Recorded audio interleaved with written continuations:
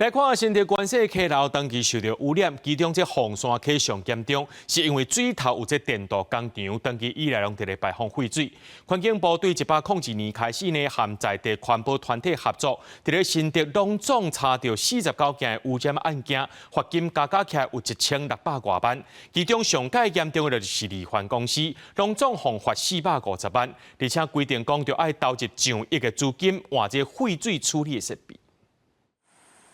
新竹关西出现一沿干巴式的坡，溪水另外一边搁铺一沿白色的油，河川的污染造成一大堆鱼仔死伫水底。这是2023年凤山溪旧南河的画面，如今河川已经改善足济啊。新竹的环保团体表示，当时河川会遮尔垃圾，是因为关头的电池制作公司已经排20吨的废水。他们就是工厂不要的费容易什么，他们收回去，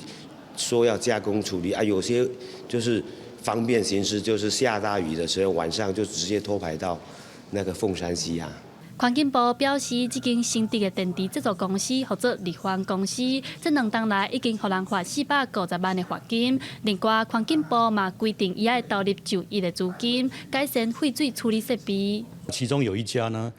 他因为这个排放的这样的一个废水造成环境的污染，已经被起诉了，然后也判刑确定。但是后来他也花了上亿的经费，还去做污染的一个改善。那目前也都没有再发生这个被澄清或者是污染的事件，所以它是一个成功的案例。会当抓到这么重大污染案件，是环境部对102年开始和在地环团斗阵合作的成果。环境部设一个赖通报群组，嘛甲环团检测水质技术，透过政府民间的力量，抓到重大污染案件。环境部表示，另外阁有2间公司，纵王公司和乃斯八达公司，也因为重大污染，透过政府和民间合作的模式，互人抓到，但是因为无完成改善，目前已经要求停工停业。记者戴亚轩、柯敏哲台北报道。